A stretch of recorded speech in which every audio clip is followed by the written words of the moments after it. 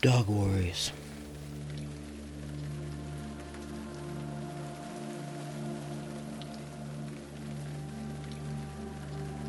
A while ago, a new neighbor moved into the place next door.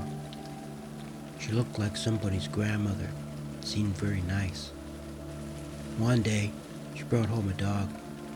The dog was a rescue dog, which means it was saved from a bad situation, which I suspect is a troubled home life, or engaged in some kind of illegal activity, like carjacking or insider trading.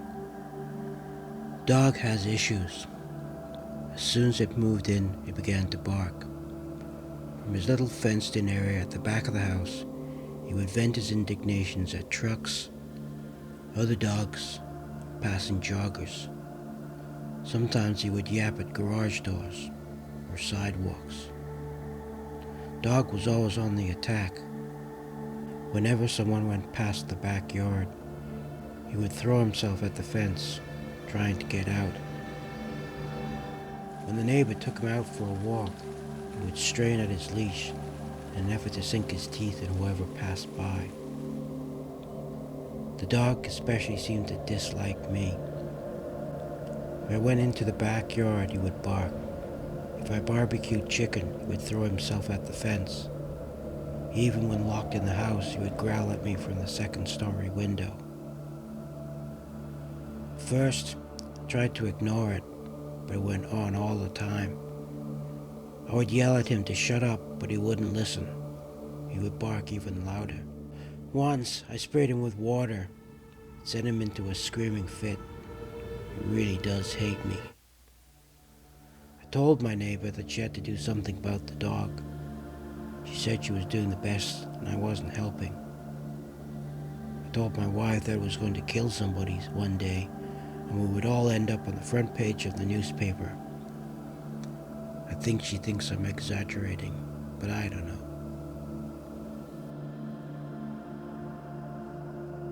Another neighbor from across the way came to the door once and asked if we could hear the dog bark. We told each other how terrible it was and that something had to be done. Why own a crazy dog, I wonder? What was the purpose? Was she training the dog for some evil plan? My neighbor sent the dog off to school, but it came back even worse. I suspect it got to associate with other bad dogs and become even more disturbed. Meanwhile, the barking and rampaging continued. I began to think of ways the dog might die naturally. Perhaps a squirrel or a small child might get caught in its throat. Perhaps a huge rock would fall out of the sky and crush it. Perhaps it would foolishly attack something larger than itself, like a truck or a bear. The dog goes away and I think maybe the neighbor has gotten rid of it. Or perhaps it has run away and is right now tearing up a village with a pack of wolves.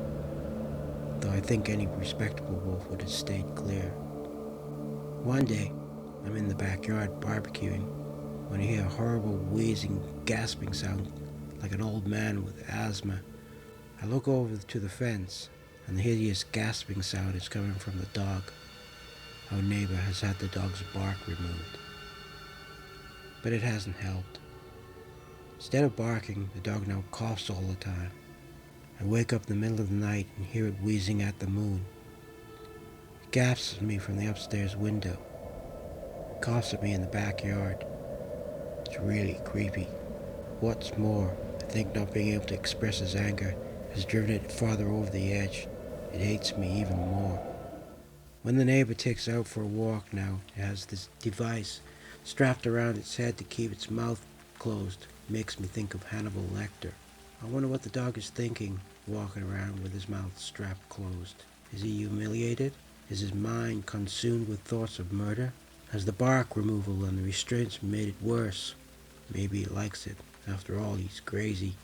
What does the neighbor think? Does she think the dog is saved? Maybe head restraints aren't that abnormal where she comes from. Maybe the whole family all sit around wearing head restraints. Maybe they come from a country where everyone is strapped in. I don't know. Think about what will happen when he finally gets loose. Perhaps he will take out a whole family, or worse, get over the fence that separates him from me. Scrambling over that last foot of timber to face me holding a spatula or a copy of Vanity Fair, we will finally face each other, stripped down to raw nature, where only one will survive. Most likely I'll scream and run. Just starts me thinking, why have an animal in your home anyway? Why take a perfectly acceptable wild beast and alter it so it can sit in your lap, and then alter it again to make it even more nuts? Maybe if I don't stop complaining about the dog, somebody will have my bark removed. Maybe they will fit me with a head restraint. Then I'll be saved too, I guess. I don't know. All I know is every day when I return home from work, he's there at the second story window, gasping at me with pure hatred in his eyes, waiting for his opportunity to strike.